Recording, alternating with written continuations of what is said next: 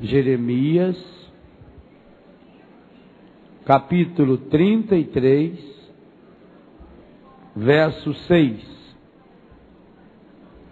A promessa de Deus para nós nesse final de semana. Vou pensar-lhes as feridas e curá-las, e proporcionar-lhes abundância de felicidade e segurança. Vou pensar-lhes as feridas e curá-las, e proporcionar-lhes abundância de felicidade e segurança. Palavra do Senhor. Pode aplaudir a palavra.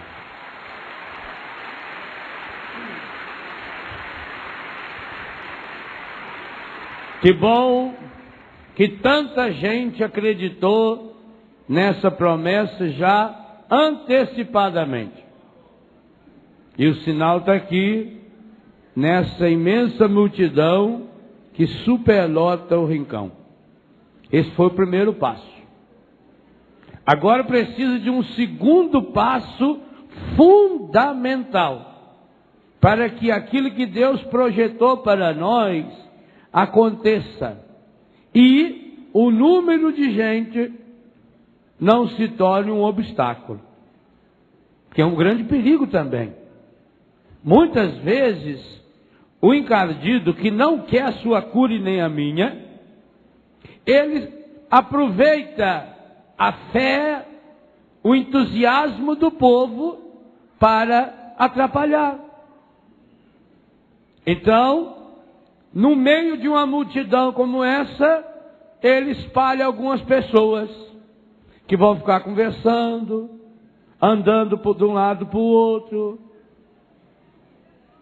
atrapalhando a pessoa que está do lado querendo entrar em comunhão com Deus. Então, isso precisa estar muito claro logo do início, para que não se torne um obstáculo aquilo que Deus quer transformar em graça. Então vai precisar de cada um de nós um esforço muito maior, óbvio. Mas eu tenho absoluta certeza, se cada um de nós nos colocarmos inteiros aqui, a obra de Deus vai acontecer. Coloque-se agora aqui nesse rincão. Você já veio, agora esteja aqui. Há uma diferença grande entre vir e estar aqui. Tem gente que pode vir desacordado, por exemplo, doente, ou porque está sob o efeito de um remédio, mas veio. Obrigado. Eu não quero atrapalhar a conversa de ninguém, então quando tiver gente conversando, eu farei silêncio.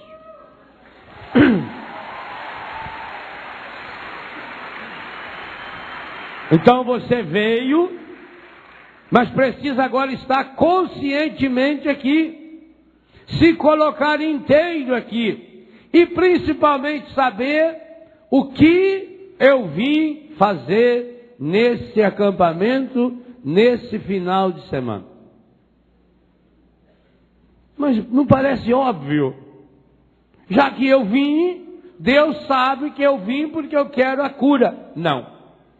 Jesus nunca curou a pessoa simplesmente, pura e simplesmente porque a pessoa estava ali.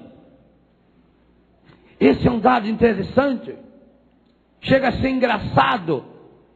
Porque será que Jesus, quando via uma pessoa enferma berrando desesperada, já não curava essa pessoa? Essa promessa de Deus para nós, vou pensar-lhes as feridas e curá-las, que Jesus realizou durante o seu ministério inteirinho, realizava sempre em consequência de um ato deliberado da vontade, mesmo que o óbvio parecesse que a pessoa já estava pedindo a cura. Por exemplo, os 2 cegos de Jericó, ou Bartimeu. Ele estava berrando o tempo inteiro. O povo mandava que ele calasse a boca, e ele continuou berrando. Jesus presta atenção nos gritos dele e manda que tragam o cego. Trazem o cego até Jesus. E quando o cego chega até Jesus, Jesus pergunta: o que você deseja?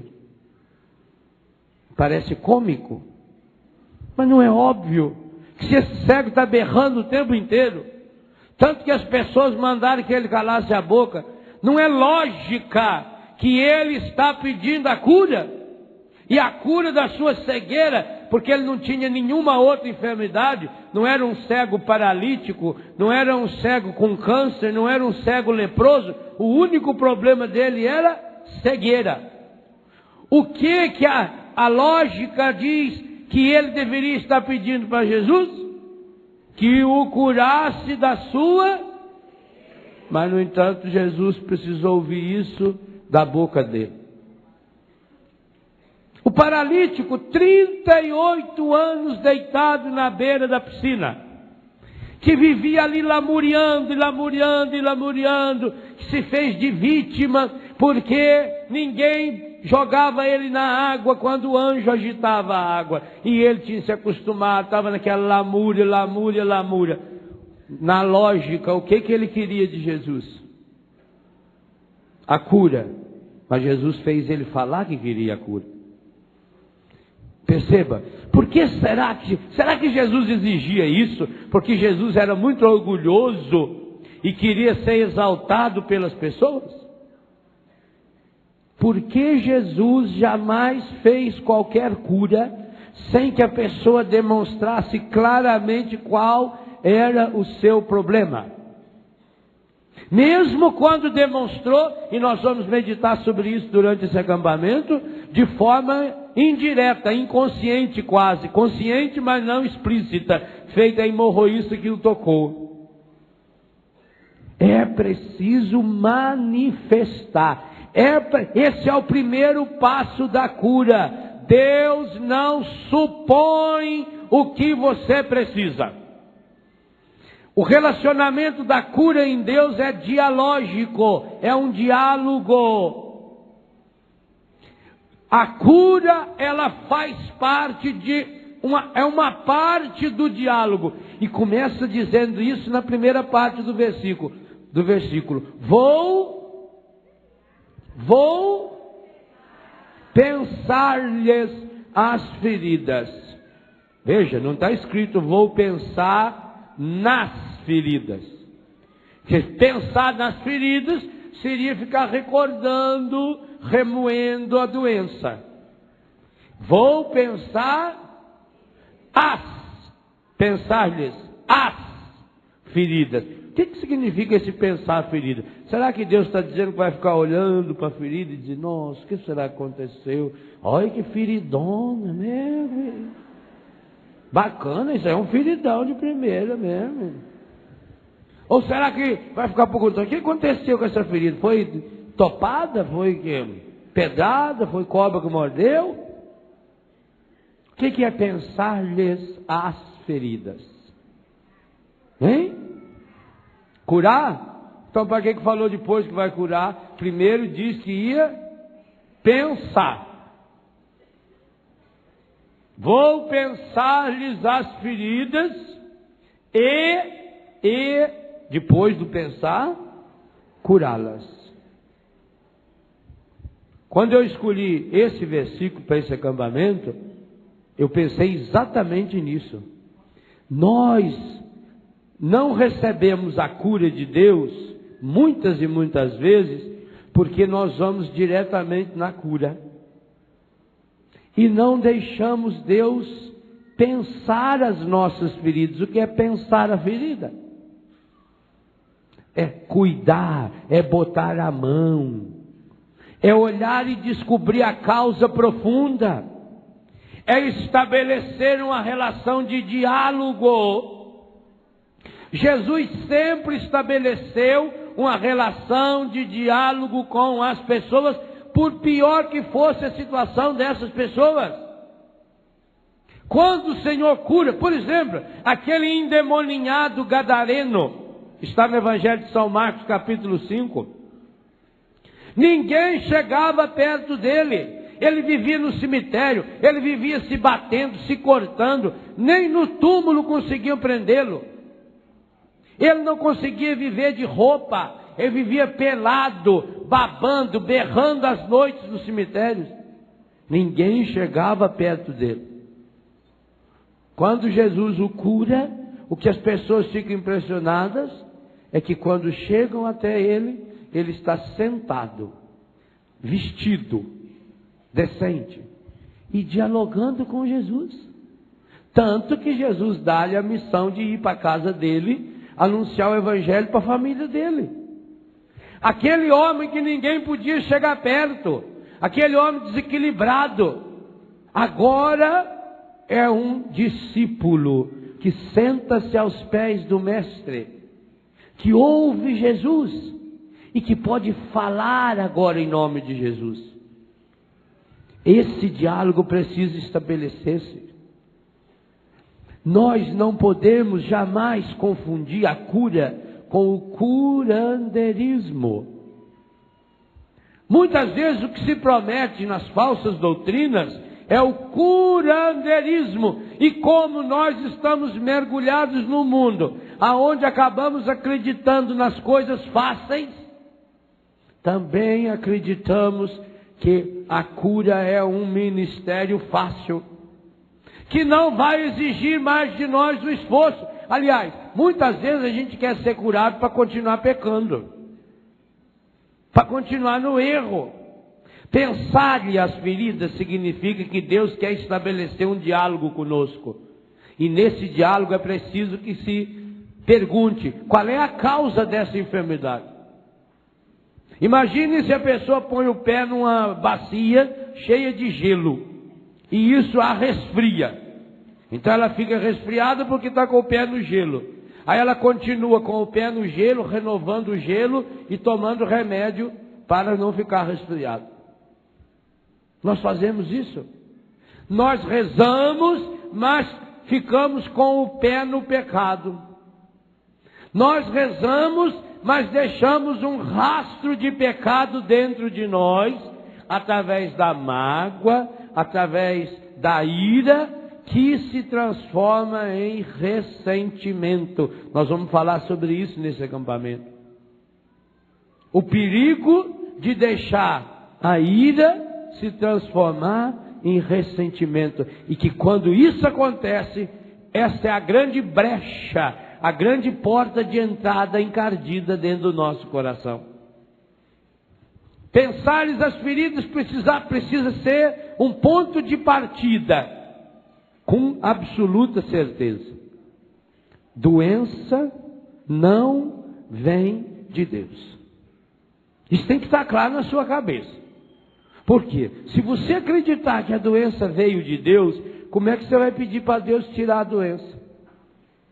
Se foi Ele que deu, não é lógica? Ah, mas às vezes Deus manda a doença que é para a pessoa mudar de vida. Gente, será possível que Deus precisa dessa pedagogia? Então não é amor.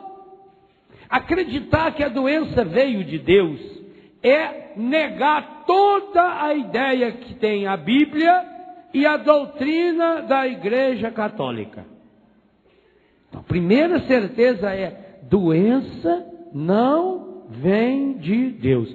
A doença nunca é vontade de Deus. Você pode fazer da doença, ensinava João Paulo II, pode fazer da doença um caminho para a vontade de Deus. Isso é outra história. Que teve muitos santos que transformou a sua doença num caminho para Deus, isso não há dúvida. E aliás, aqui está o processo de santidade desses homens e dessas mulheres, que também nós podemos realizar. Eu posso transformar a minha doença, eu posso transformar a minha enfermidade num caminho para Deus, inclusive para mim e para outras pessoas. Isso é outra história.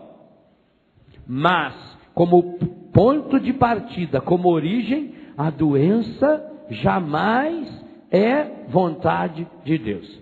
Segunda coisa, se Deus não manda a doença, Deus também não permite a doença. Doença não tem a permissão de Deus. A doença é uma afronta a Deus. A doença machuca mais Deus do que a gente. A doença é consequência do pecado. Do pecado pessoal, mas, como diz uma filha minha, mais pior, do pecado comunitário. Do pecado social. Aliás, a doença é muito mais consequência da somatória de pecados do que do pecado pessoal. É uma mentalidade de pecado que vai criando um ambiente propício para a doença. A doença ofende a Deus, porque a doença, ela deforma o plano de Deus a respeito da pessoa. A doença cria um obstáculo para a ação de Deus na vida da pessoa. A doença fecha-nos, ela empobrece-nos. Repito, tem pessoas agraciadas de Deus que pode até transformar essa doença, uma doença, em caminho para Deus. Pegue um exemplo. Por que Jesus nunca ficou doente? Nunca ficou doente. Há alguma vez alguma passagem que diz que Jesus ficou doente? Mas não era humano. Ele cansou. A Bíblia diz que ele cansou. Tanto que lá, quando estava atravessando a barca, ele estava tão cansado que arrumou um travesseirinho, pôs lá na proa e dormiu. Dormiu tão profundamente que a barca se jogava de um lado para o outro. Os apóstolos, que eram pescadores, Jesus não era pescador, os apóstolos eram pescadores profissionais, ficaram apavorados. Eles que já tinham enfrentado o alto mar tantas vezes. E Jesus não acordou. Então Jesus cansou. Jesus teve fome. Algumas vezes o Evangelho mostra Jesus comendo. Há uns 50 passagens nos Evangelhos que Jesus está comendo, dormindo, comendo. No entanto, não mostra Jesus doente. Jesus nunca teve resfriado. Jesus nunca teve dor de dente. Nenhuma doença, nem as doenças normais. Essas doenças normais de sarampo, essas coisas que dá em criança. Jesus nunca. E por que nunca teve? Porque há uma íntima relação entre doença e pecado. Aonde na Bíblia a história conta que Nossa Senhora teria ficado doente? Por que Nossa Senhora nunca ficou doente? Porque não pecou. A doença tem uma relação íntima com o pecado. O pecado pessoal e comunitário. Agora, quanto menos pecado pessoal eu cometer, eu vou levantando a minha imunidade.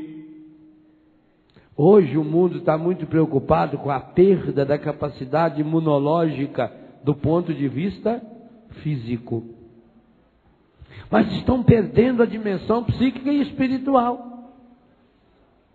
Alguns países do mundo já descobriram a força da necessidade de uma espiritualidade na cura das doenças. Por exemplo, os Estados Unidos da América, país número 1 do mundo, os Estados Unidos têm 117 universidades que ensinam medicina. É muito. Isso dá 2 por estado e ainda sobra aí 10, 12 para os estados maiores e mais ricos. Os Estados Unidos têm 117 universidades de medicina. Forma muito médico. E bons médicos. Das 117 universidades dos Estados Unidos, universidades de medicina, 80 têm uma matéria chamada espiritualidade e cura. 80. E eles estão caminhando para que as 117 tenha. O que trata nessa matéria? O aspecto espiritual da doença. Pelo amor de Deus, não pense vocês que é um catequista carismático que dá aula. É um cientista, é um doutor. Ele não vai falar do catolicismo, do budismo, do islamismo. Ele não está ensinando religião. Ele está falando da dimensão espiritual da doença e da dimensão espiritual da cura. Ele está ajudando as pessoas a canalizarem as suas potencialidades espirituais, as suas forças espirituais, canalizá-las para uma meta. Porque entendem os cientistas norte-americanos isso que a Bíblia entende há muito tempo. A doença é consequência de uma desintegração. O organismo da pessoa não trabalha em sintonia com a sua alma e hoje nós sabemos com o seu espírito. Há uma divisória na pessoa. Infelizmente, essa compreensão de que o ser humano é físico, psíquico, afetivo e espiritual também acabou gerando uma divisória, onde a pessoa separa o corpo da sua afetividade e da sua espiritualidade. Observe uma coisa, nos interiores, nas roças, ou mesmo no tempo, há 20 anos atrás, não precisa ir muito tempo atrás, a gente morava na roça. Quando eu falo da gente, eu estou falando em 80% da população brasileira há 40 anos atrás. Nos anos 60, 82% da população brasileira vivia nas comunidades rurais.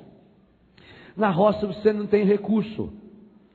Quem morou na roça sabe disso. Na roça a gente não tem dinheiro. Tanto que quando chega na época da festa da comunidade, você vai lá na casa do fazendeiro mais rico para pedir uma ajuda, ele é capaz de dar um boi, ou 2 bois. Eu dou um boi, dou uma leitoa, a mulher ainda reserva lá, eu estou criando 10 franguinhos aqui que é para a festa, mas não dão 1 centavo, porque não tem dinheiro, não tinha dinheiro. Então era uma vida muito difícil. Quando a pessoa ficava doente, para achar médico, era uma viagem muito longa. Eu, por exemplo, perdi 4 irmãos por falta de recurso. E eu não morri de milagre, porque tinha crise de bronquite. E imagine fazer 32 quilômetros numa charrete, embaixo de chuva, e às vezes parando ainda para emprestar dinheiro do avô, de um tio, para levar na cidade. Então, você não tinha recursos econômicos.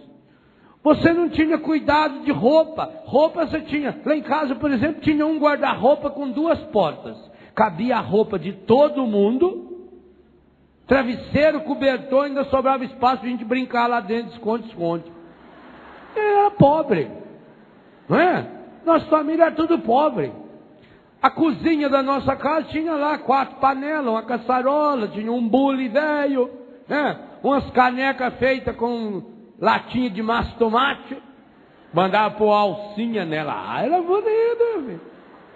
Ou era essa caneca, ou da Aparecida do Norte, né? Quando ia na Aparecida, levava aquela caneca, com o retrato de Nossa Senhora. Estive em Aparecida, lembrei-me de... A minha era de 1 litro, que era para tomar um leitinho de manhã, né? Ia lá, punha café, ia lá na vaca, tirava direto da vaca, aquela vinha espumando assim. Nossa Senhora. Ai, coisa boa, né? comia aquelas coiseiras. Criança na roça come bosta, come grama, come... morde o que... Sapo. Criança de roça gosta de comer sapo pequeno. Pega o sapinho, acha bonitinho, né? Então não tinha roupa direito, não tinha essas vacinas direito, não tinha comida comia o que tivesse lá. Tem gente, coitado, não tinha nem comida direito. E por que não tinha tanta gente doente? Ah, Deus ajuda. Ou será que é aquela íntima comunhão que as pessoas tinham que integrava a pessoa? Não tinha essas coisas, mas tinha os valores que juntavam. Por exemplo, o valor família. Qual é a família que ia deitar sem pedir a bênção? Quando o jipe do padre passava, o que você via na roça era os homens parando o serviço. Todos eles paravam. Vinha tomar banho, a mulher já estava arrumando, as crianças, e a filhinha ia para a igreja. Os adultos já iam para a fila da confissão. Isso era a coisa mais normal do mundo. O Padre Arlindo ia lá a cada 2 meses. Meu pai confessava a cada 2 meses. Minha mãe confessava a cada 2 meses. Isso não se discute. Meus irmãos mais velhos que se confessavam, e depois eu também, a cada 2 meses. Não se discute. Entrava na filinha. Os homens entravam na fila, as mulheres na fila. Havia uma integração. Domingo não tinha missa, tinha a reza do terço. Aliás, não falava nem do terço, falava na reza. Vamos para a reza, vamos para a reza. E já ia antes, as crianças ficavam brincando lá dentro da igreja, lá na porta da igreja. As senhoras ficavam sentadas nos bancos, os homens ficavam lá numa barraca ou agachados lá, proseando. Tinha assunto. Eu tinha um tio, sempre passou na minha cabeça, o tio Novo. Todos os dias, desde que eu me conheci por gente, todos os dias, que o Nof saía do serviço dele, tirava o leite, ele para as 9 horas terminava, todos os dias. Entrava na porteira, subia lá em casa, mamãe estava esperando ele, é irmão dela. Os dois sentavam, lá perto do fogão, e ficava lá todos os dias, meia hora, 40 minutos, 1 hora conversando. O que eles conversavam, eu não sei.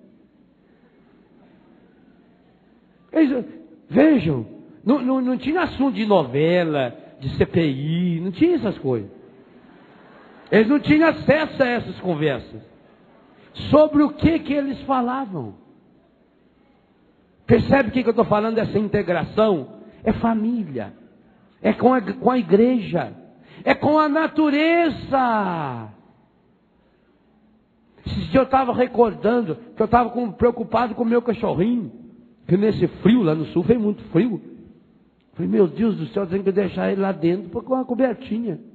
Aí me lembrei, olha como é que o Espírito Santo é fabuloso. Me lembrei da casa de meu avô. Na casa do meu avô, a porta da cozinha tem uma parte embaixo cerrada, uma portinha presa em cima assim com um pedaço de correia, que abre por dentro e por fora. Que é para os cachorros e para os gatinhos ir lá fora fazer o serviço deles, tomar água, fazer cocô e voltar para dormir dentro de casa. Olha essa integração. Ninguém falava de ecologia para o meu avô, não. Mas pensar era integração. Imagine se a gente batesse num animal. Porque tinha uma integração com os animais. Os animais faziam parte da história da família. Porque eu preciso dessa integração. Hoje a medicina está descobrindo a importância. Por exemplo, pessoas que tenham sofrido algum acidente, não anda, fazer treinamento com cavalo. A medicina hoje descobriu que não existe nenhum aparelho que seja mais importante do que andar a cavalo para uma pessoa que tenha lesão na medula. Porque o cavalo exige da pessoa todos os movimentos que ela precisa. Cavalo, a pessoa tem esse movimento. Quando o cavalo anda, a pessoa tem esse movimento. Terceiro movimento, que força, pode ver o balançar de um cavalo, esse giratório. E quarto movimento, todos os movimentos necessários, que não tem nenhum aparelho, em nenhum lugar no mundo, não tem nenhum computador que regula um aparelho de academia que tem esses quatro movimentos. O cavalo tem. Além de ter um quinto que eles não colocam, mas que a gente sabe, que é a afetividade de encostar o rosto no rosto do cavalo. Do cavalo sentir o seu cheiro. Então essa integração com a natureza, com os animais, essa integração com a vida, essa integração com a comunidade, essa integração com Deus através da oração familiar, da oração comunitária. Tudo isso vai criando, é o pensar-lhes as feridas, vai criando um clima favorável para a cura. A doença vem, mas vai embora. E outra coisa importantíssima, porque as doenças na roça não tinham e não têm ainda a conotação negativa que tem na vida da cidade. Na cidade a pessoa ficou doente, leva para um hospital. Se for caso grave, isola lá na UTI. Se não, tem só uma meia horinha por dia para falar com as pessoas. Coitado, quantos enfermeiros que não tem nem tempo de saber o nome do paciente. O paciente vira número. Como é que está lá o 308? 308 de amanhã não passa não. O 412 também, viu? 412, olha, sei não, a família está tão esperançosa, mas... É coisa grave. E o 19, olha, o 19 é capaz que ainda... Não tem como, é um pinguim de enfermeiro, gente. Tem hospital aí que tem 100 doentes numa ala, um enfermeiro, 2 enfermeiras a noite inteira para cuidar deles. Que gente que cuida? Isso é um absurdo. Não estou falando dos enfermeiros, não. Graças a Deus nós temos esses enfermeiros e enfermeiras ainda, que muitas e muitas vezes... é a única presença de Deus na vida de um doente. Muitas e muitas vezes. Na roça, doente integra. Basta ficar sabendo, tem o filho da fulana está doente, o marido da fulana está doente, a fulana está doente. Mas não tenha dúvida. Todos os vizinhos programam a sua visita. Às vezes parece festa. Na roça, quando alguém fica doente, faz festa.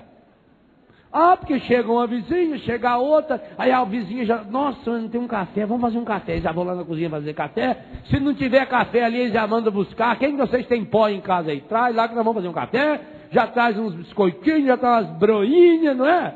De repente está aquele tanto de gente na cozinha, no quarto, na sala. O doente esquece que está doente, já levanta e já mistura na turma. A integração.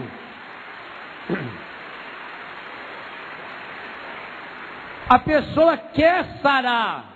Olha, gente, eu tenho encontrado muita gente doente que não quer sarar. Porque sarar compromete. Por exemplo, essas pessoas que encostam do NPS. Não quer sarar, não. Aqui que quer sarar. Ela pensa, meu irmão não é doente, coitado, está desempregado. Eu que vou continuar aqui com a minha doença.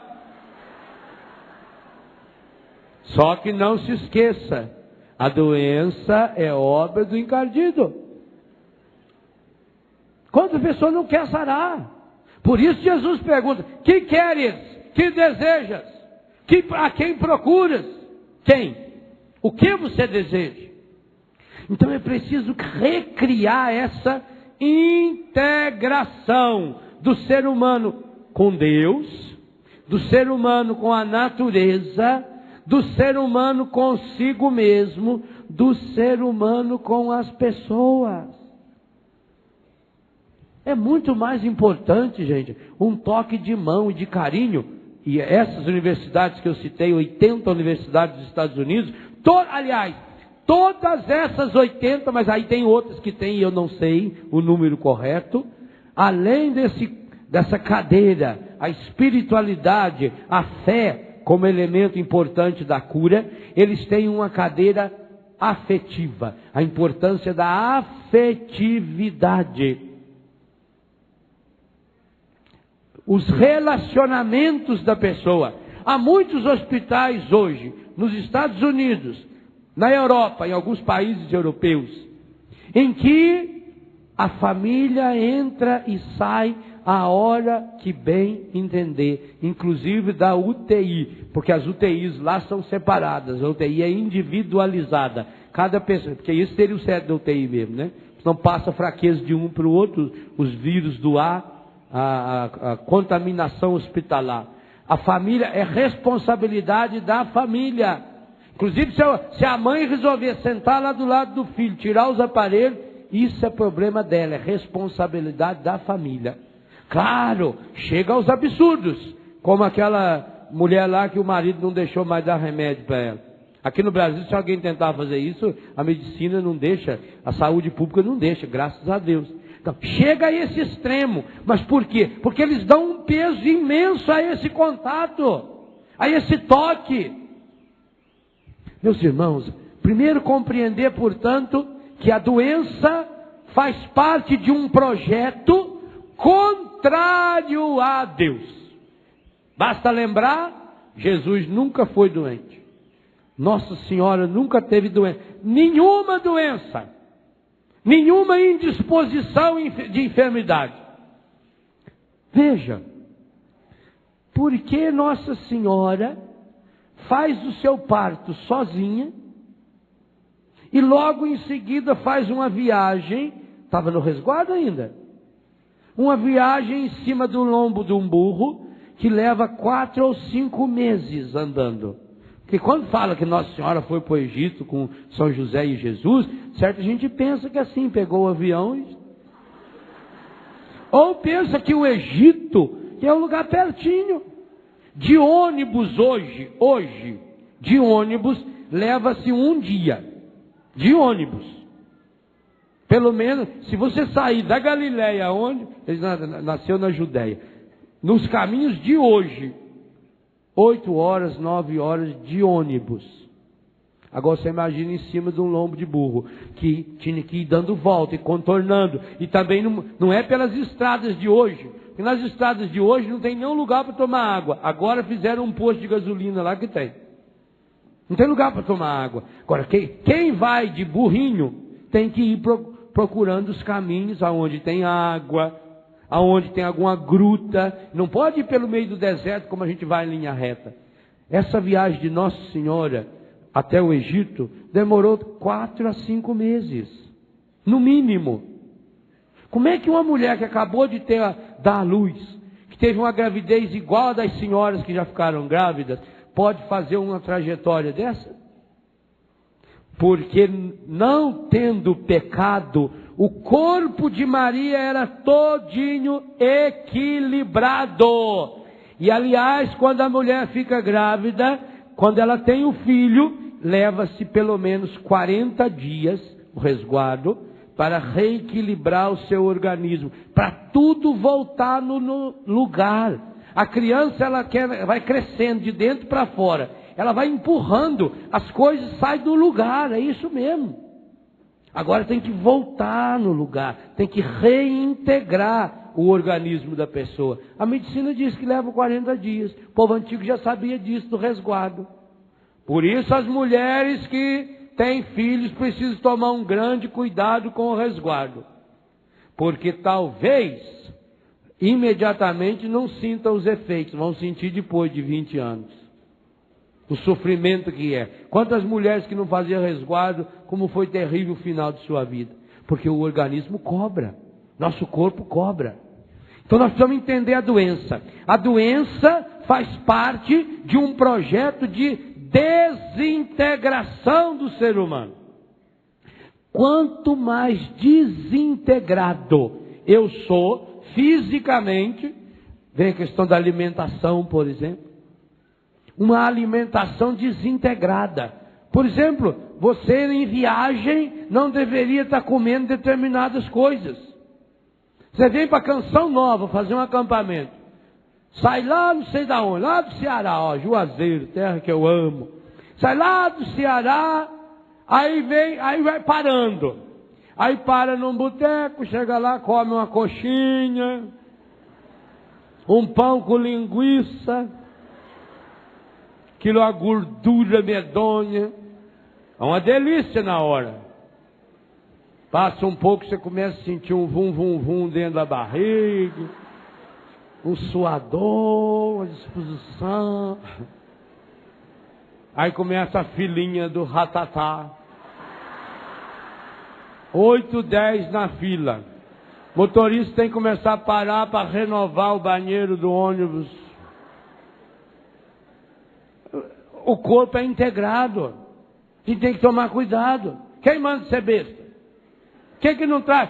Nós na roça, nós levava matula. A mãe fazia aqueles frango assado, recheado, com as paqueras dentro. Nossa Senhora. Que as garrafas de tubaína, com café com leite dentro. Fazia a tampa com a paia do milho. E na hora que parava para comer, beleza, inchava a mão. Limpa o cabelo, limpa. Comida de casa, né, besta? Mas fazia bolão, aqueles bolão de fubá, minha Nossa Senhora. Eu comi um daqueles sozinho. A forminha. Quer dizer, olha aqui, a comida era um processo de integração. Hoje a comida é desintegradora. Você come qualquer porcaria. O efeito vem.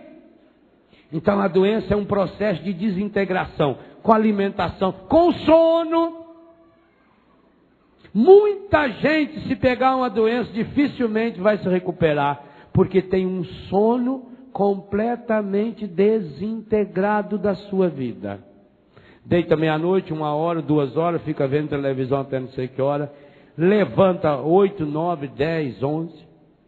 Hoje eu não tenho dúvida. E tanto que em Betânia, na minha casa, é uma norma e eu não aceito exceção. O horário de levantar é fixo. Tanto faz se é segunda, terça, quarta, quinta, domingo, férias, feriado. Esse negócio de deixar o fulano dormir até meio-dia, 1 hora da tarde. Isso faz um mal para a moral da pessoa, para a disciplina da pessoa, para a saúde, porque fica desintegrada, o organismo perde. Quando a gente faz essas viagens, gente, que a gente vai pregar em outros países, meu Deus do céu, como a gente fica arrebentado.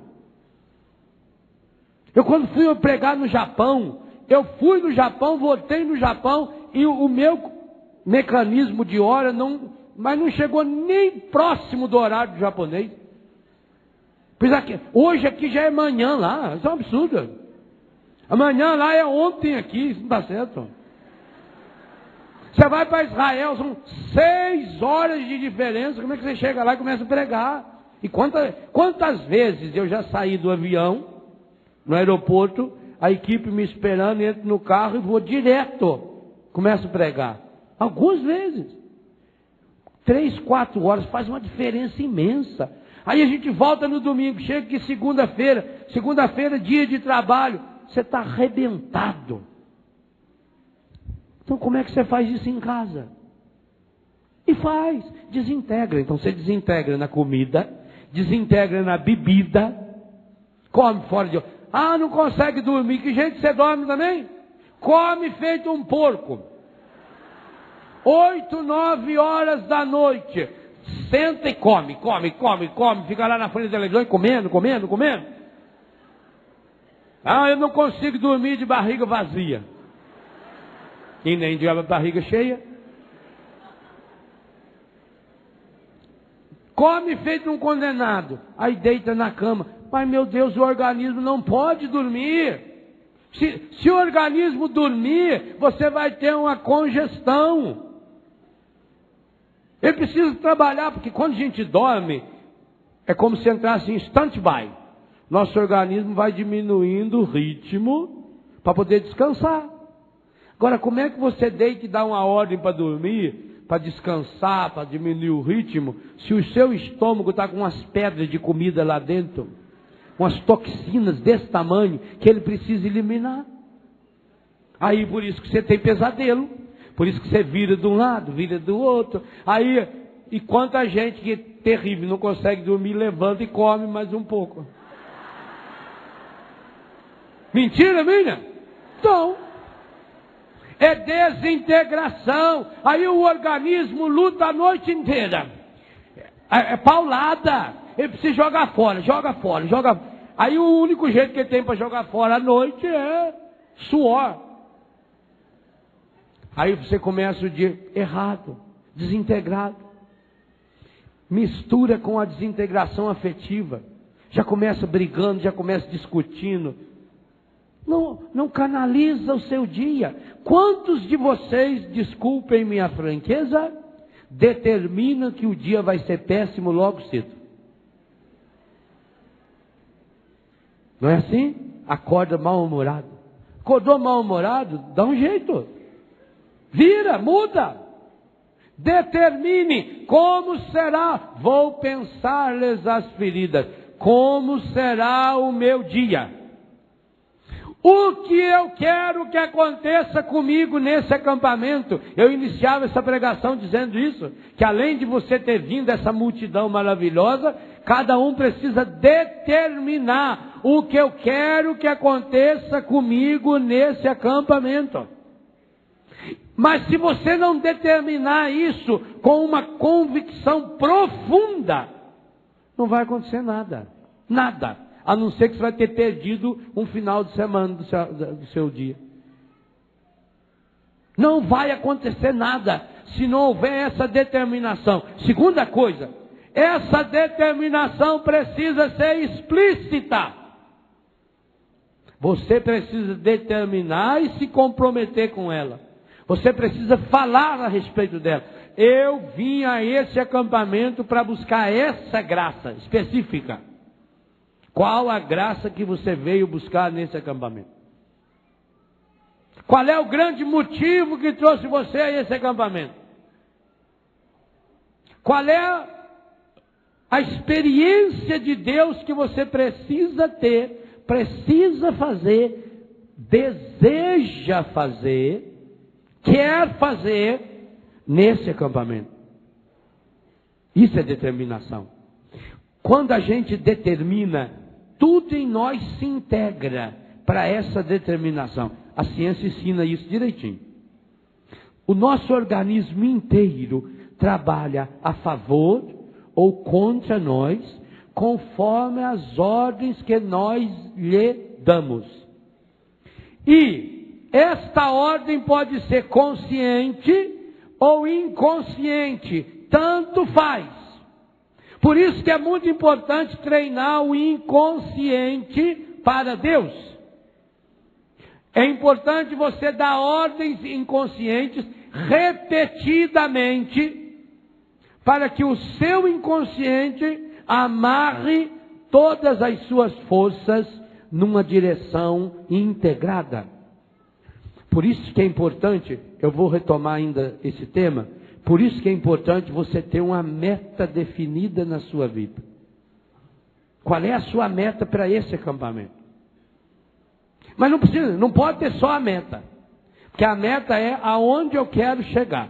Então, a minha meta do Padre Léo é chegar na imagem do Sagrado Coração de Jesus. Minha meta. Eu quero chegar lá na imagem do coração de Jesus. Tenho essa meta. Agora eu vou caminhar para ir na imagem do coração de Jesus. Aqui tem um obstáculo. Então, olha que pena, hein? Tanto que eu queria chegar lá, mas tem essa caixa aqui. Aí eu vou tentar tirar a caixa. É pesado. Fazer o quê, né? Eu queria, né? Ah, como eu queria chegar lá. Mas comigo é assim mesmo, desde pequeno, me lembro quando eu tinha 5 anos, eu também queria chegar lá, não deu. Quando eu tinha 9 anos, eu também queria. Ir na casa do meu tio, não pude. Ah, meu Deus. Quando eu tinha 13 anos, quando eu tinha 18, eu queria servir o exército. Aí não pude. Ah, meu Deus. Ajuda eu, Senhor. Já que eu não posso ir aí, o Senhor podia vir aqui.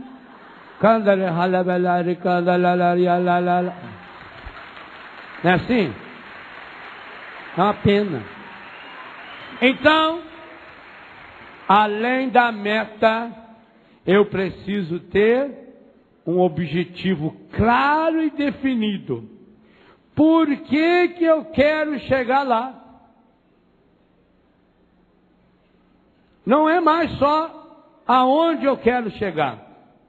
Agora é por quê. Então eu posso até estar sentado aqui pensando, mas por que que eu preciso chegar lá? Qual é as razões que tem dentro de mim? E aí eu estou criando dentro de mim a decisão.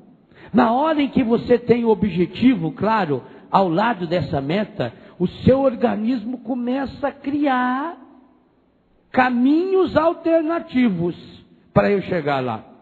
Enquanto eu tenho a meta, eu não saio aqui, ó. Quando eu tenho objetivos claros, por que que eu quero chegar lá, imediatamente nós caímos nos propósitos. E o propósito é o que eu vou fazer para chegar lá. Então eu começo a achar alternativas. Eu não posso passar por aqui, então eu vou contornar por aqui. Ah, mas vai que aqui tem um outro obstáculo, eu vou contornar por aqui. Aqui também não dá, eu vou lá por trás, dou a volta, viro lá e chego lá. Mas não dá, lá atrás está fechado, então eu dou uma volta, ó, eu estudo, espero o povo ir para almoçar, tá assim lá, vai lá e eu chego aqui. É achar caminhos. O cachorro faz isso. O cachorro quer ir num lugar, se ele está determinado a ir, ele vai. Ele vai dando volta, ele vai cheirando, ele tem um bom senso de direção, ele vai correndo, de vez em quando ele levanta a cabeça, olha para saber se precisa mudar o rumo, mas chega. Então eu preciso de meta, eu preciso de objetivo, eu preciso de propósito. Você precisa de meta, de objetivo e de propósito para aquilo que você deseja que Deus realize na sua vida nesse final de semana aqui na Canção Nova. Além do que você quer a cura, você quer a libertação, ótimo, mas é preciso agora os objetivos claros. Por que que eu quero? Eu preciso me convencer para canalizar todo o meu ser psíquico, afetivo, espiritual, porque tem uma coisa importantíssima que precisa ficar claríssimo. Enquanto todo o meu ser não estiver convergindo para essa meta, a cura de Deus não se realiza. Por isso as perguntas de Jesus. Enquanto todo o meu ser não estiver canalizado, convergente, voltado para essa meta, enquanto eu não jogar todo o meu ser, direcioná-lo para esse propósito, para esses objetivos, qualquer obstáculo me afasta da graça. Qualquer obstáculo me afasta da cura. Eu preciso ter definido o que eu quero nesse acampamento. Eu preciso ter definido por que eu quero, não só no acampamento, na vida. E aí o terceiro passo importante, o que fazer para realizar esse meu propósito, esse meu objetivo, essa minha meta. Que caminho eu vou percorrer? E vou criando. E aqui tem um elemento importantíssimo, gente. Tudo favorece nesse acampamento exatamente por isso. O número de pessoas, quanto maior o número de pessoas pensando e rezando numa mesma direção, cria-se um elemento importantíssimo, uma força comunitária de oração, que acaba contagiando os outros. Talvez vai ter gente, claro que tem, gente que está aí, mas não está muito inteiro aqui, gente que está aí, mas não sabe nem bem por que veio. Talvez gente que veio por vir só, ou veio só para ver o que é, porque já que fala tanto, todo mundo comenta, talvez tenha pessoas espalhadas aí no meio. Não tem problema. Se nós conseguirmos criar um clima de oração, um clima de cura favorável, essa pessoa acabará sendo influenciada positivamente. Por que só o mal influencia negativamente a comunidade? Por que uma pessoa que acendesse um cigarro aqui no meio, todo mundo que estivesse a seu lado estaria respirando essas porcarias?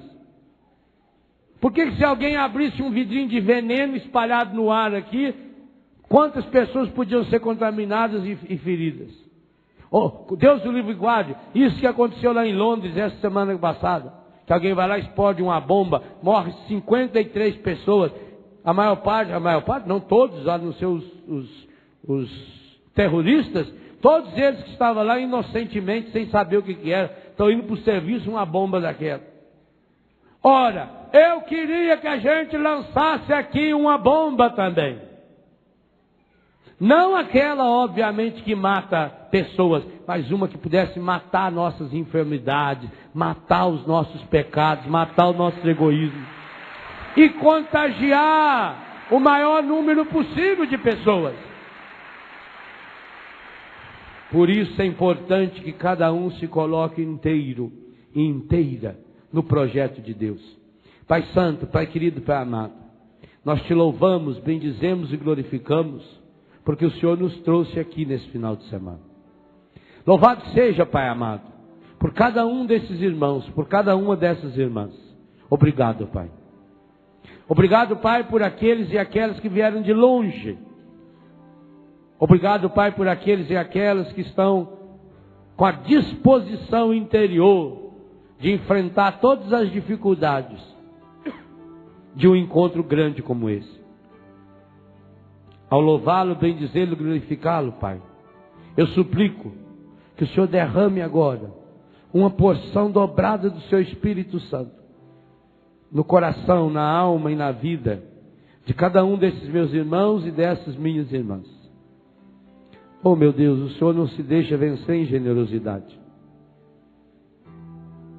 Então derrame o seu amor, Pai, o seu amor curador.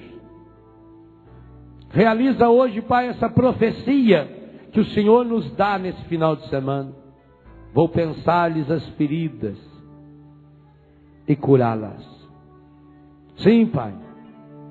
Nós pedimos agora, pense as nossas feridas. Olhe o coração de cada um desses meus irmãos e dessas minhas irmãs, Pai. Especialmente aqueles e aquelas entre nós que estão mergulhados na doença física, psíquica, afetiva, espiritual, econômica, sexual.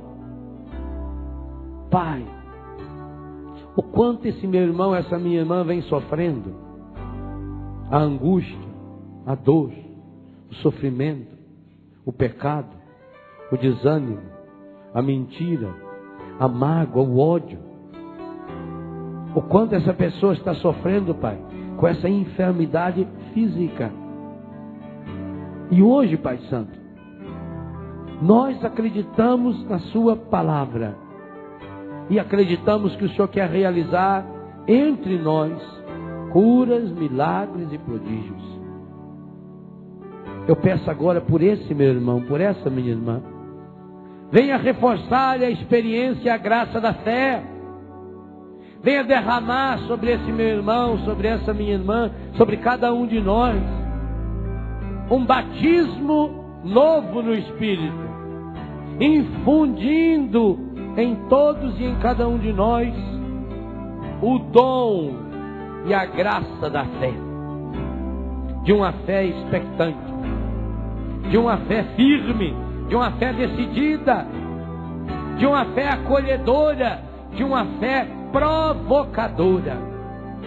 Oh Pai Santo, Pai querido, Pai amado, derrama no coração desses meus irmãos e dessas minhas irmãs, de todos e de cada um deles, o carisma de uma fé expectante, Uma fé que de fato leve essa pessoa a se apossar da graça de Deus, da sua graça. Pai amado, derrama o Espírito Santo para tirar os obstáculos interiores e exteriores, pessoais ou comunitários, que impede meu irmão, minha irmã, de um encontro com a sua graça, com a sua misericórdia.